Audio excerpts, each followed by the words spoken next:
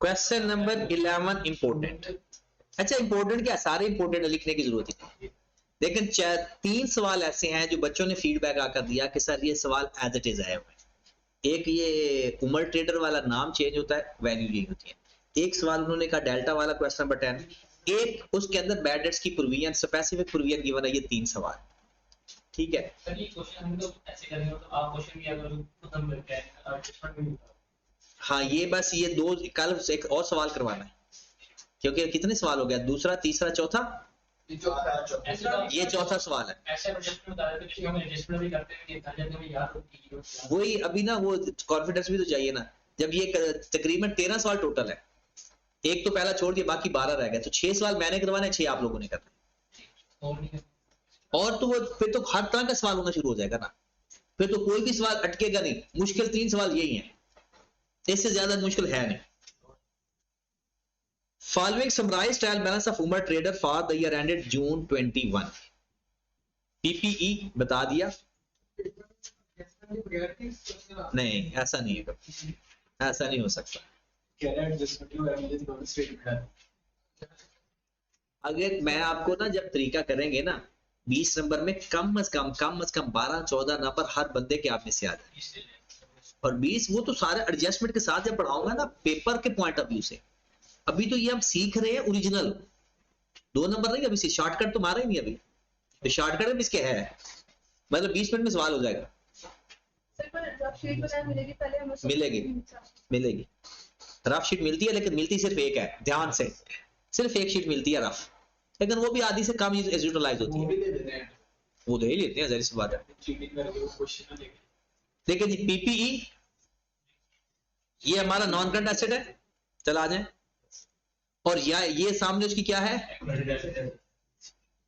Inventory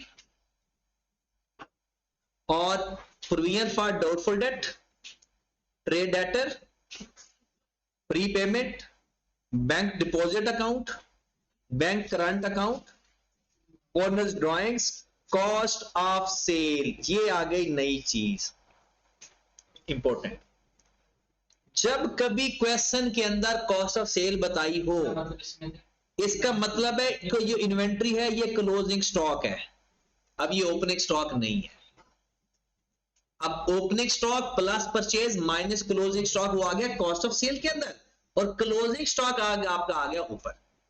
ये बात याद रखोगे या पता नहीं कैसे रखोगे, जब भी ट्रायल बैलेंस के अंदर कॉस्ट ऑफ सेल होगी तो जो इन्वेंट्री गिवन होगी वो ओपनिंग स्टॉक नहीं होगा, वो क्लोजिंग स्टॉक होगा।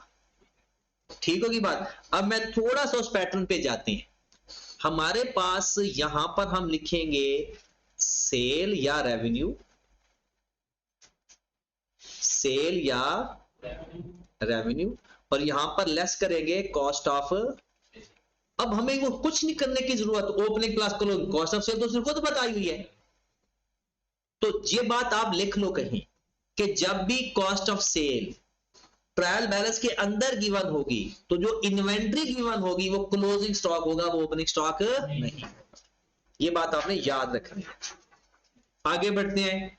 Operating expense, financial charges, accumulated depreciation, provision for doubtful debts, capital, long term loan, trade debtor, accruals, sales. आगे बढ़ते हैं। Additional information, during physical inventory count following matters were noted to which recorded in the books which nothing has been recorded in the books। कहता है जब हमने physically inventory जाकर देखी तो पता चला ये चीजें तो हमने लिखी ही नहीं, रिकॉर्ड ही नहीं की। देखिए 2 जगह पर स्टॉक होता है आपका, एक रजिस्टर पे लिखा होता है और एक एक्चुअल में फिजिकल पड़ा होता है। वो कहता है मैं अपना वो फिजिकल वो रजिस्टर वाला स्टॉक तो लिखा हुआ तो बुक्स के अंदर होता है, फिजिकली जाकर काउंट किया तो पता चला which nothing has been recorded in the books. कहता ये तो लिखा ही नहीं हमने। पहला, goods having cost and selling price 4.2 million and 5.8 million were withdrawn by the owner for his personal use। कहता है कि goods having cost and selling price 4.2 million and 5.8 million, इसका मतलब है 4.2 मिलियन का स्टॉक जिसको मैंने बेचना था 5.8 मिलियन का, वो ओनर ने पर्सनल यूज के लिए निकाल लिया। ड्राइंग हो गई 4.2 या 5.8 ओरिजिनल कॉस्ट से, क्योंकि वो कभी भी सेल वैल्यू से नहीं होता। तो मैं ड्राइंग्स की एंट्री क्या पास करूंगा? Drawings debit purchase credit.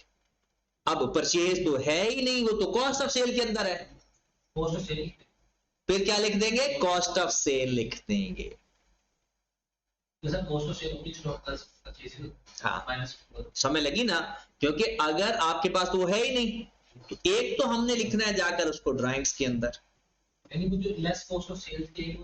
अभी सारी चीजें बताते हैं, डिस्कस करते हैं। अब इसके दो बन सकती हैं, एक तो हम बात कर सकते हैं drawings to cost of sale, और एक कर सकते हैं ड्राइंग्स टू इन्वेंट्री।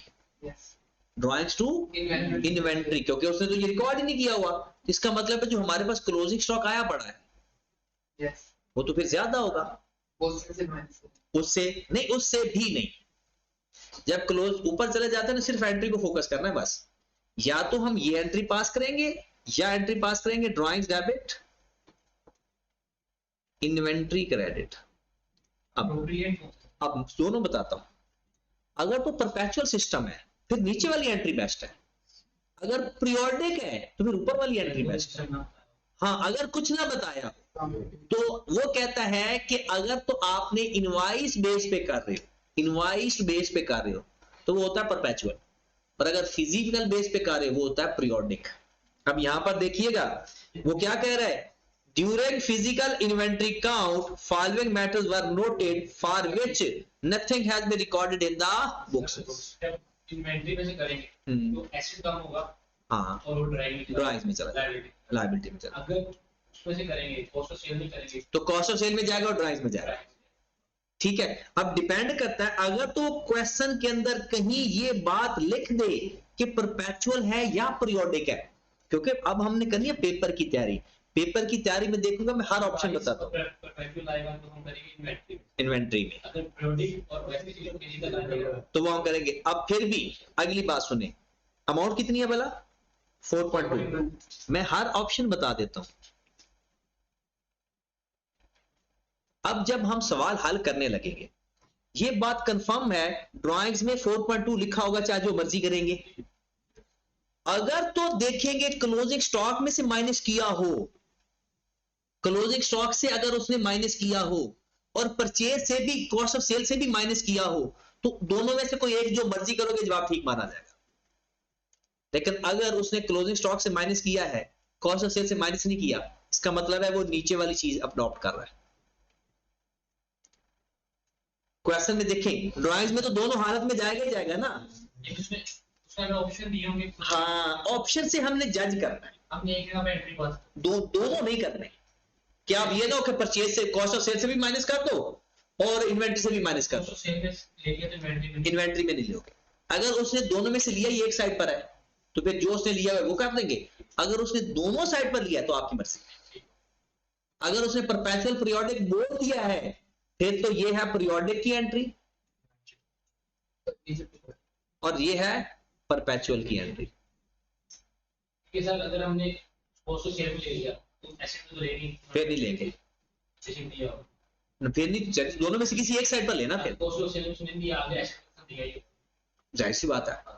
ठीक, और वो तो सारी एंट्री उसी वक्त चेक हो जाती है, सारे बॉक्स सामने होते हैं, उधर भी क्लिक करेंगे पता चल जाएगा, उधर भी क्लिक करके पता चल जाएगा। एक ही पेज के ऊपर होता है, एक ही पेज के ऊपर होता है।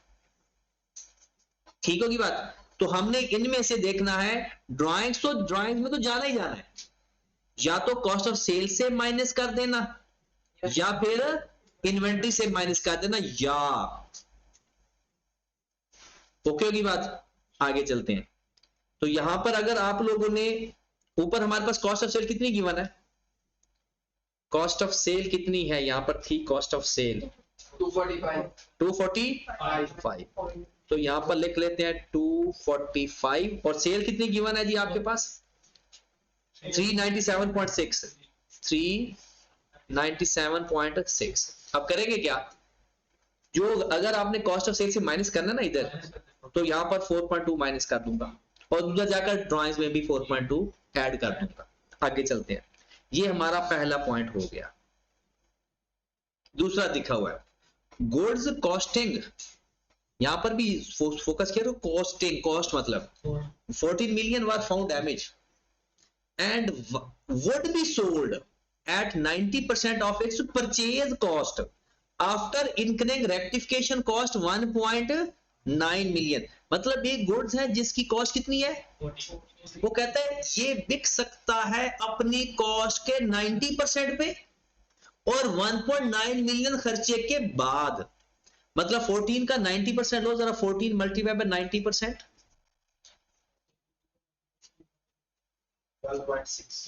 12 minus 1.9, 10 point, that is NRV 10 point. अब बात क्या है, हमेशा स्टॉक अपनी कॉस्ट पे लिखा होता है, नहीं लिखा जो होता है ऑलरेडी वो कॉस्ट पे लिखा होता है, अगर वो कुछ ना बताए ना तो कॉस्ट पे लिखा होता है, लेकिन इसको लिखना किस पे था, कॉस्ट पे या NRV पे। इसका मतलब है 14 पे लिखा हुआ है, 10.7 पे लिखना था, क्या करें, स्टॉक कम करेंगे ज्यादा, काम करेंगे, एंट्री बताओ, एंट्री पे, एंट्री के पीछे पड़ जाते हैं, एंट्री बताओ जरा, स्टॉक कम करेंगे ज्यादा, कितने से, 10.7 से, 14 मिलियन से लिखा हुआ है, 10.7 से लिखना था, 3 पॉइंट। और अभी अभी मैंने आपको बताया कि जब भी स्टॉक डेबिट क्रेडिट हो दूसरी साइड पर कॉस्ट ऑफ सेल लिखना, तो कॉस्ट ऑफ सेल डेबिट हो जाएगा 3 पॉइंट। अब ये खुद बता रहा है मैं क्या करना चाह रहा हूं, 3.3 मिलियन कॉस्ट ऑफ सेल में ऐड और 3.3 मिलियन स्टॉक में से माइनस। इन्वेंटरी स्टॉक एक ही बात है, ठीक है। अब मैं क्या करूंगा, कॉस्ट ऑफ सेल में 3.3 ऐड कर, और क्लोजिंग स्टॉक, ये ऊपर क्लोजिंग स्टॉक ही पड़ा हुआ है ये वाला, इसमें से 3.3 माइनस कर, ठीक होगी बात। नेक्स्ट, हाँ सारा कुछ है, फाइनल अकाउंट इसलिए जिसको कहते हैं, वो सारी अकाउंटिंग सिर्फ इसके लिए पढ़ते हैं, एक चैप्टर के लिए सारी रिवीजन हो जाती है। Goods purchased on credit 3.5 million were return to the supplier on 30th June 2021। ऊपर क्या लिखा हुआ है, nothing recorded in the books, इसका मतलब ये रिकॉर्ड ही नहीं किया हुआ। क्या करें, शेयर रिटर्न है, परचेज रिटर्न, तो उसकी एंट्री पास कर ले। क्या होगी परचेज रिटर्न की entry, purchase account payable debit, purchase return. अब परचेज रिटर्न का मतलब अगर परपेचुअल है तो फिर तो इन्वेंट्री आएगी ना, अगर परपेचुअल सिस्टम है फिर तो इन्वेंट्री आएगी, और हम इसको इन्वेंट्री परपेचुअल मान लेते हैं क्योंकि ऊपर परचेज तो गिवन नहीं है, कॉस्ट ऑफ सेल गिवन है, इसका मतलब है परचेज का कॉलम है ही नहीं। तो किस में परचेज का कॉलम नहीं होता, परपेचुअल में या पीरियोडिक में, परपेचुअल में। तो इसका मतलब है हम कॉस्ट ऑफ सेल को लेकर चलते हैं, जिस तरह देखे ना, ये तो हम सोच रहे हैं ना, अजम्पशन ले रहे हैं ना, अजम्पशन कोई भी हो सकती है, जरूरत ही नहीं है, आंसर पे जिस पे मर्जी लिखोगे आंसर पे फर्क नहीं पड़ता। अब या तो परचेज रिटर्न लिखेंगे या फिर इन्वेंट्री लिखेंगे। अगर परचेज रिटर्न है तो कॉस्ट ऑफ सेल में एडजस्टमेंट होगी, और अगर इन्वेंट्री है तो इन्वेंट्री के अंदर एडजस्टमेंट होगी। अकाउंट पेएबल 3.5 मिलियन से डेबिट और कॉस्ट ऑफ सेल या इन्वेंट्री 3.5 मिलियन से क्रेडिट। अब अकाउंट पेएबल में माइनस, स्टॉक में माइनस, या कॉस्ट ऑफ सेल में भी माइनस, जिसमें भी करना है माइनस ही हो रहा है। उसके बाद नंबर 2, ये वो पहला पॉइंट कंप्लीट हो गया हमारा। अब payment of ₹7.2 million being 40% amount of yearly maintenance contract commenced from 1st October 2020 was included in prepayments। ऊपर आप देखें जरा, कोई प्रीपेमेंट है, यहां पर देखें कि ये प्रीपेमेंट पड़ा 9 मिलियन। अब वापस आए, लिखा हुआ है अ payment of rupees 7.2 million 40% of the yearly maintenance contract commencing from 1st October 2020 included in prepayment. Remaining amount is payable on the completion of the contract. हमारा साल क्या है? जून 21। जून 21। लो जनाब 7.2 मिलियन आपको मिला है, आपने लिखा हुआ प्री पेमेंट के अंदर। मिला है या दिया या लिया है? मिला है। तो इनकम है एक्सपेंस है? इनकम है, क्योंकि एक्सपेंस के लिए तो पेमेंट होती है, इनकम के लिए पैसे लेते हैं। आप बता सकते हो कि ये जो 7.2 मिलियन है पूरे साल का रेवेन्यू कितना होगा? बता सकता है कोई? 7.2 मिलियन इज द 40%। 7.2 मिलियन वो खुद कह रहा है 40% है, तो 7.2 को 40 पे डिवाइड कर देंगे 100 से, 18 मिलियन है पूरे साल का कॉन्ट्रैक्ट की कीमत असल। लेकिन मिले कितने? 7.2। वो लिखा किस में हुआ है? प्री पेमेंट में। ठीक है, प्री पेमेंट में 7.2 लिखा हुआ है, वो खुद कहता है इंक्लूडेड इन प्री पेमेंट, बाकी के पैसे बाद में मिलने हैं। अब मुझे बताओ 1 अक्टूबर से लेकर जून तक कितनी इनकम बनती है, अक्कर हो चुकी है? कितने महीने अक्कर हो चुके हैं?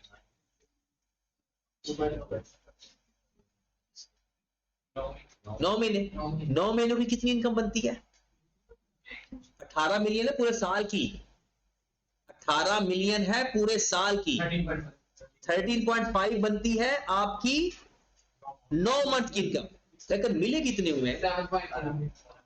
7.2 मिल चुके हैं, प्री पेमेंट लिखे हुए हैं, और असल में आपकी इनकम बनती है 13.5।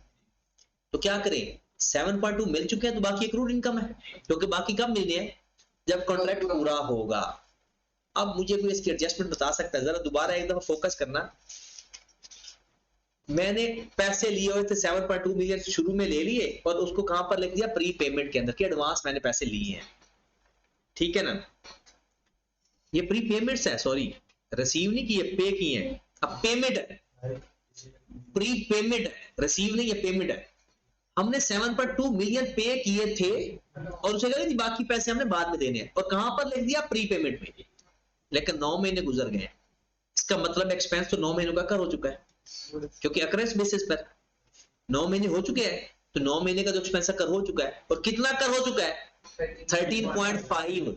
हम पे कितने कर चुके हैं? 7.2। बाकी एक्रूड एक्सपेंस। मुझे ये बताओ, क्या pre payment still pre payment है, ये वो एक्सपेंस बन गया? इसका मतलब है 7.2 मिलियन एक्सपेंस में से प्री पेमेंट से निकाल देंगे, वो भी एक्सपेंस में लिख देंगे, जो बाकी एक्रूड है वो भी एक्सपेंस में लिख देंगे, लायबिलिटी में भी जाएगा।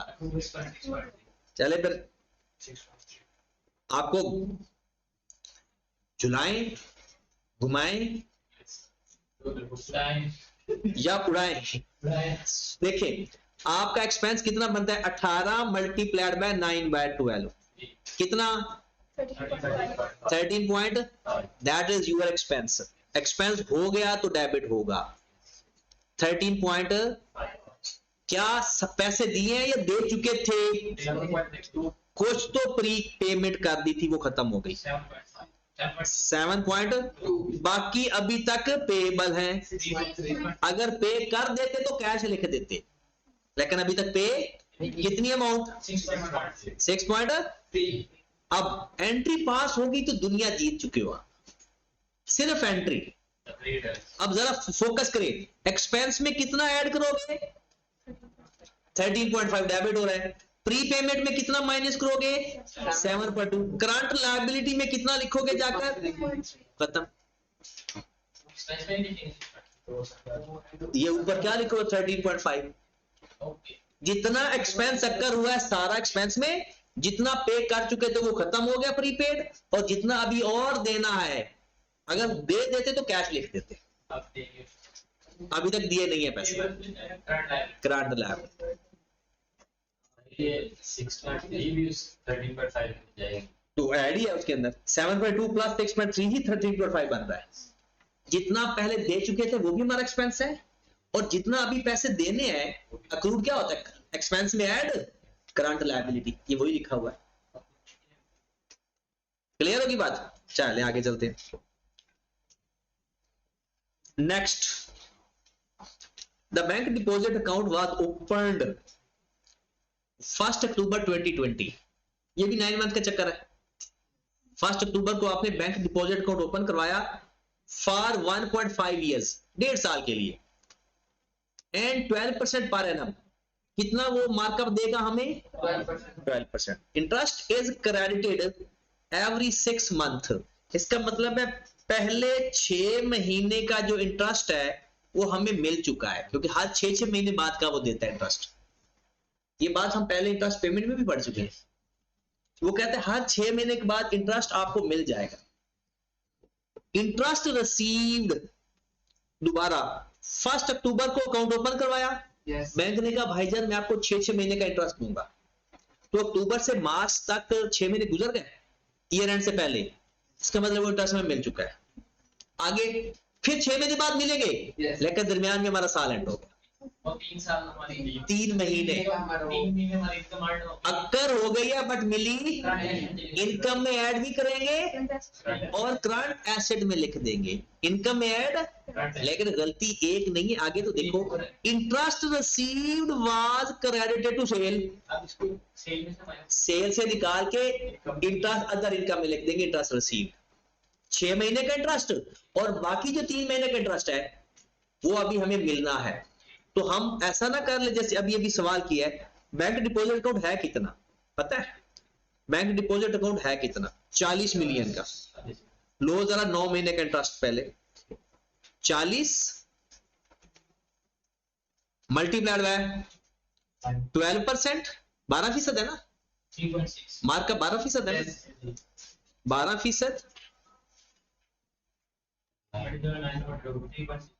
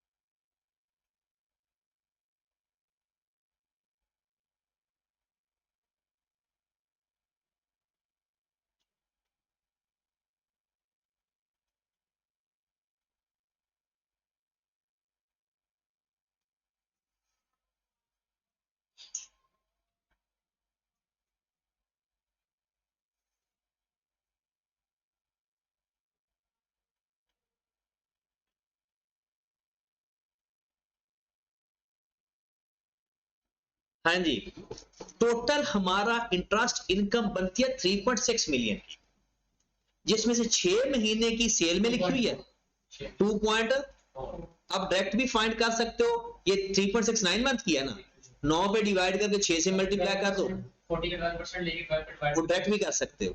और 3 महीने कितनी आ रही है? 1.2। अब इंटरेस्ट इनकम हमारी बनती कितनी है? इंटरेस्ट इनकम क्रेडिट कितने से? 3. सेल में जो लिखी हुई है वहां से निकाल देंगे 2.4, और बाकी अक्रूड इनकम है। बाकी क्या है? अब इसके इफेक्ट चले गए, अदर इनकम में ऐड, अदर इनकम में ऐड, अक्रूड करंट एसेट में ऐड, और सेल में से माइनस। सेल से निकाल देंगे क्योंकि ये उसका है ही नहीं। अक्रूड इनकम में करंट एसेट में जाकर 1.2 मिलियन लिख देंगे और अदर इनकम में जाकर 3.6 मिलियन, क्योंकि वो अक्कर तो हो चुका है सारा ही, चाहे मिले या ना मिले। नेक्स्ट,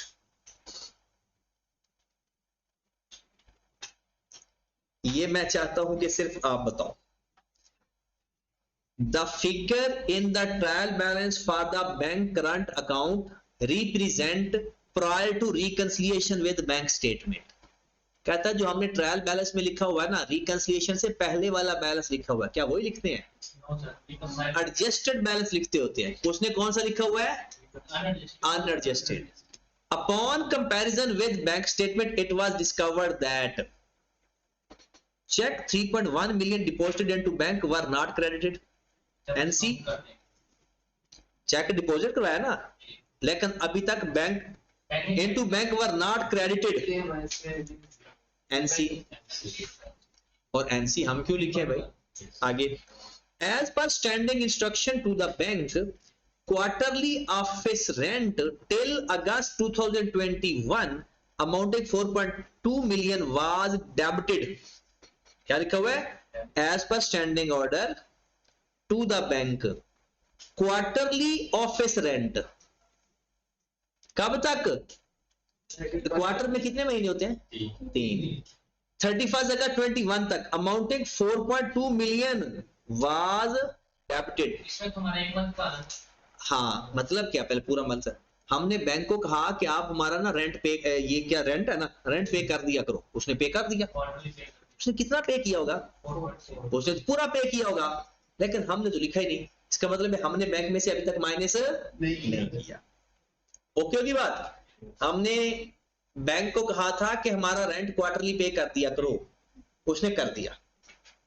हमने बैंक बुक में अभी तक नहीं लिखा, और जब बैंक बुक में लिखेंगे, लिखना है ना, डेबिट करेंगे या क्रेडिट करेंगे? बैंक को क्रेडिट करेंगे। बैंक को क्रेडिट करेंगे तो डेबिट किसे करेंगे?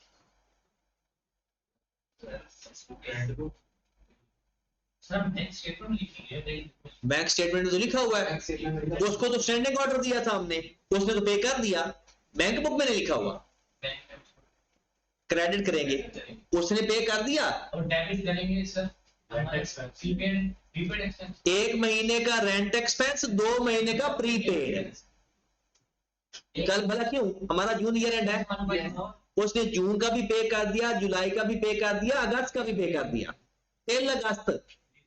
ठीक है, अब जरा एंट्री तो बताएं जरा, क्योंकि जो एनसी है ना, उसकी तो कोई एंट्री नहीं पास हो, क्योंकि एनपी एनसी की कोई एंट्री। आप जरा फोकस करें। बैंक क्या करना था? क्रेडिट कितने से? 4.2 और बैंक की क्रेडिट साइड पर लिखना है, मतलब बैंक को क्रेडिट करना है। ये है 3 महीनों का। ये कितने महीनों का है?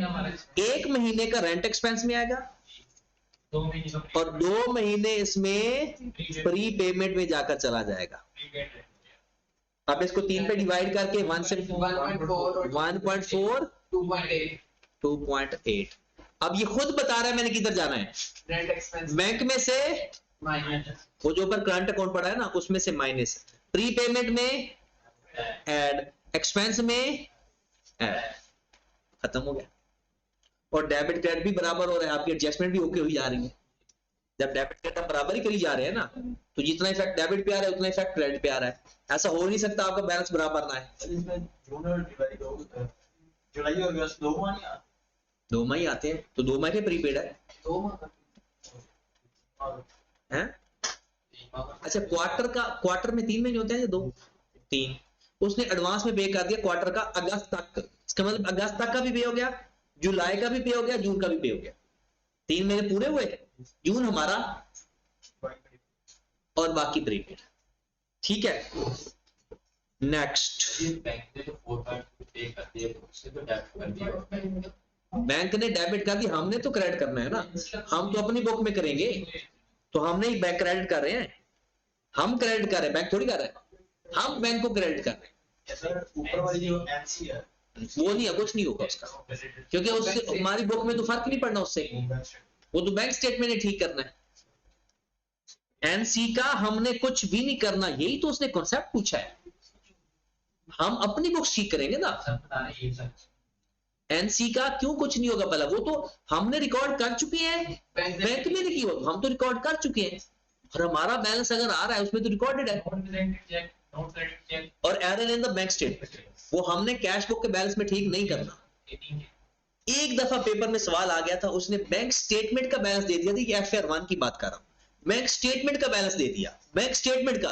अब उसमें एनपी एनसी एडजस्ट करना था और एरर एडजस्ट करके एडजस्टेड बैलेंस आ जाना था। इसमें उसने कैश बुक का बैलेंस दिया हुआ है, तो हमने एडजस्टमेंट किस में करनी है? सिर्फ कैश बुक में, तो बैलेंस हमारा एडजस्टेड आ जाएगा। सॉरी, FR के अंदर यही तो आगे है, सब कुछ यही है। कुछ जर्नल एंट्री के बगैर अकाउंटिंग है, और ये जिस तरीके से हम पढ़ रहे हैं ना, ये बहुत मुश्किल अकाउंटिंग है, इसको बहुत मुश्किल माना जाता है, बट जिस इंसान को ये समझ लग जाए उसका अकाउंटिंग का पेपर सारी जिंदगी नहीं फेल होता।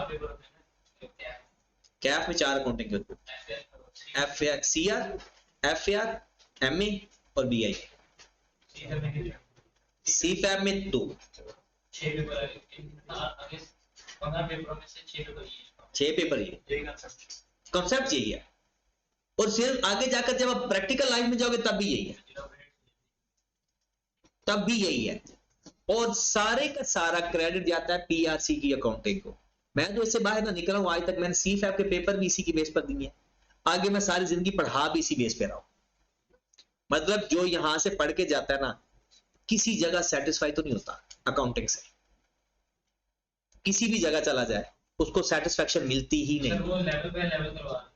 वो तो पता नहीं याद करवाते हैं, ये पता नहीं क्या करवाते हैं, मुझे नहीं समझ आती। बाकी हर बंदा अपना अपना तरीके से पढ़ता है, हर किसी अपनी मेथोडोलॉजी होती है। लेकिन मैं कहता हूं कि अगर आपने किसी को चार्टर्ड अकाउंटेंट बनाना है ना, और उसकी एंट्री उसकी रगों में डाल देनी चाहिए, उसके खून में जर्नल एंट्री होनी चाहिए, तब वो चार्टर्ड अकाउंटेंट है, वरना नहीं। वरना धक्के तो सारे खा रहे हैं, MBBS है, कुछ नहीं आता, MBBS है। इंजीनियर है, इंजीनियरिंग कुछ नहीं होती, इंजीनियर है लेकिन उन्हें नहीं पता, इंजीनियर तो बन गए, तो चार्टर्ड अकाउंटेंट तो बन जाओगे, लेकिन जर्नल एंट्री के बगैर चार्टर्ड अकाउंटेंट एक incomplete chartered accountant. Social media में यार उसने CA किया और रेडियो वो ऐसे नेक्स्ट सी पे आए जरा। बैंक चार्जेस 0.2 मिलियन वर डेबिटेड। कहां डेबिटेड? बैंक स्टेटमेंट में क्रेडिट कर दी। एंट्री बताएं, entry bank charges debit, bank charges debit, bank, ये खुद बता रहा है मैंने किधर जाना है। ये तो चले जाएगा फाइनेंस कॉस्ट में जाकर ऐड हो जाएगा। फाइनेंस कॉस्ट है ना बैंक चार्जेस, इंटरेस्ट और बैंक चार्जेस फाइनेंस कॉस्ट होते हैं। हाँ, ऑपरेटिंग प्रॉफिट बताया होगा तो फिर अलग कर देना, फिर डायरेक्ट लिख दे, फिर अदर एक्सपेंस के साथ ही लिख दे, और ये बैंक में से जाकर माइनस हो गया। लास्ट क्या हुआ? किस बात? बैंक चार्जेस की? अच्छा, इंटरेस्ट एक्सपेंस कोई भी हो और बैंक चार्जेस कोई भी हो, वो उसका नाम क्या होता है? Finance cost. इससे आगे जो आपने बताया था एंट्री उस पे करनी है फाइनल स्टेटमेंट। अच्छा, फाइनेंशियल स्टेटमेंट कैसे करनी है? पहली बात तो यह है कि ऊपर जो बैंक का बैलेंस है ना, ऊपर गिवन है बैंक का बैलेंस, ये वाला, ये देखें, ये फाइनेंशियल चार्जेस पड़े, ये फाइनेंस कॉस्ट है, और ये वही बताने लगा। इस जो बैंक का डेबिट हो रहा होगा तो इसमें प्लस हो ही जाएगा, और क्रेडिट हो रहा तो इस बैलेंस में माइनस हो जाएगा। अब दूसरी जो बात मैंने बताई है कि जब आप लोग ये क्वेश्चन करते हो ना, आप यहां पर ग्रॉस प्रॉफिट फाइंड होता है, फिर इसमें से अदर एक्सपेंस माइनस करते हो, ठीक है, और आपको कहते हो जो मैं इसका आ गया ऑपरेटिंग प्रॉफिट फाइंड होता है, ठीक है, और फिर हम इसमें से लेस करते हैं फाइनेंस कॉस्ट और ऐड करते हैं other income. Finance cost minus other income add, तो हमारे पास आ जाता है नेट प्रॉफिट। ये सीक्वेंस है।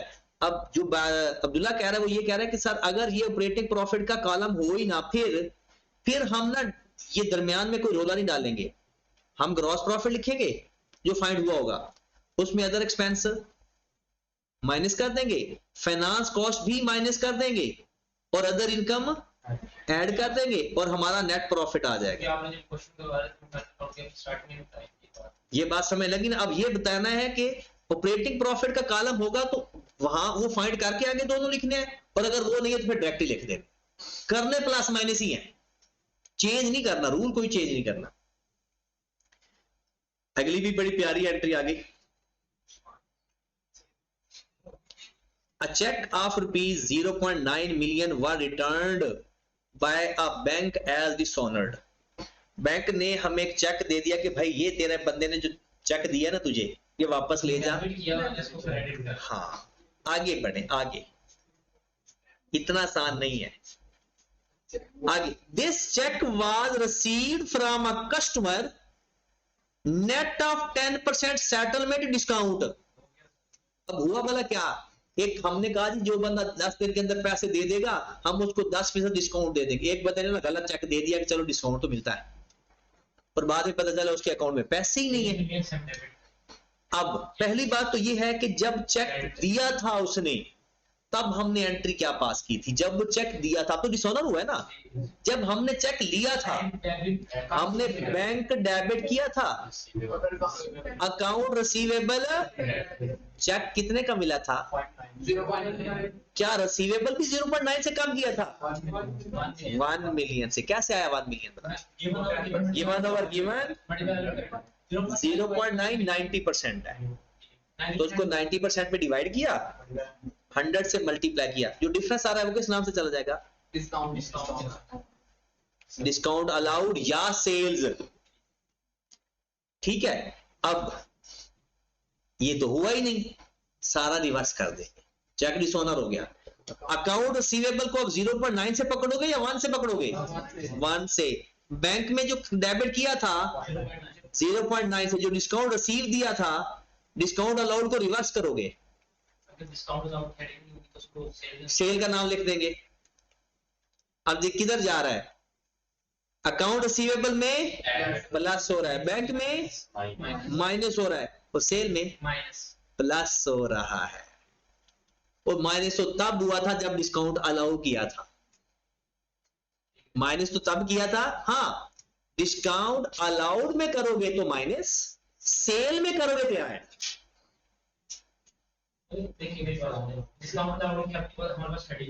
अगर हेडिंग है ना, वो जितनी भी अमाउंट होगी उसमें 0.1 माइनस कर देना या सेल में ऐड कर देना। सेल क्रेडिट हो रहा है ना, तो जब सेल क्रेडिट होगा तो बढ़ता है या कम होता है, तो प्लस करेंगे। और डिस्काउंट अलाउड बढ़े तो डेबिट होता है, कम हो तो आंसर सेम ही आएगा। Next number 5, June 21, fully depreciated asset costing 8.2 million with a residual value 2.1 million was sold on credit 2.6 million. No entry in this respect has been recorded in the books. कहता है एक asset जो fully depreciated था हमने बेच दिया, 0.5, अब उसकी कॉस्ट कितनी थी और उसकी रेजिडुअल वैल्यू कितनी थी, 2.1 उसको सेल कितने का किया, 2.6, और किया भी किस पे, कोई एंट्री ही नहीं पास की। अच्छा, जो फुल्ली डेप्रिशिएटेड एसेट होता है ना, वो भला कितना डेप्रिशिएट हो चुका होता है, अपनी रेजिडुअल वैल्यू तक लाइफ पूरी कर चुका है, वो बच कितना गया होगा, तो 2.1 मिलियन वाला एसेट आपने बेच दिया 2.6 में। रेजिडुअल वैल्यू वही होती है ना जो बच गई।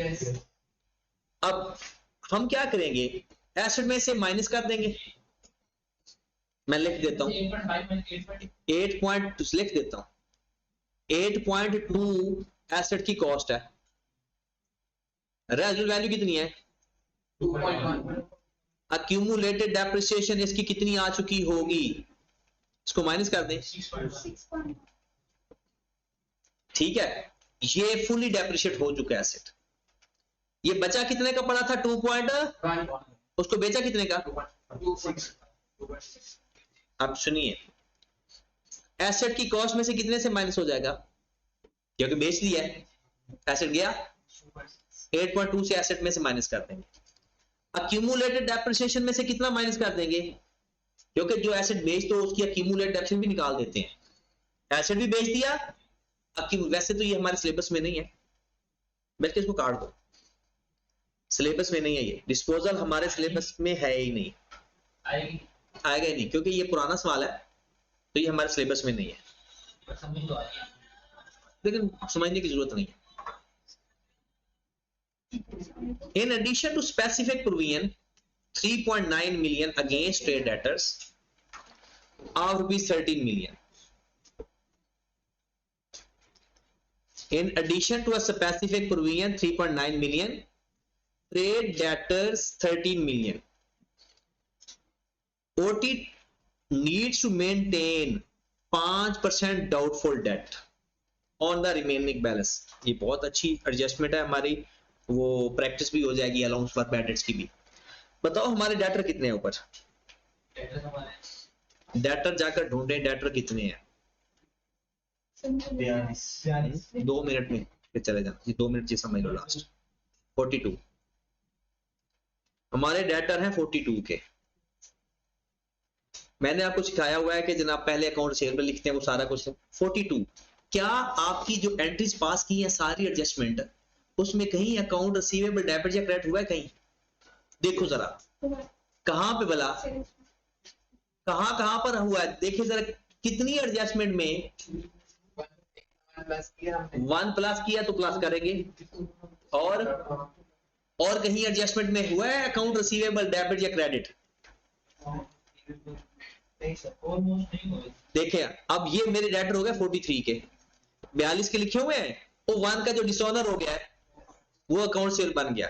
अब सवाल देखें, वो कहता है आपने, फोकस करना, 13 मिलियन का डेटर था, उसके ऊपर 3.9 मिलियन की स्पेसिफिक प्रोविजन क्रिएट की है।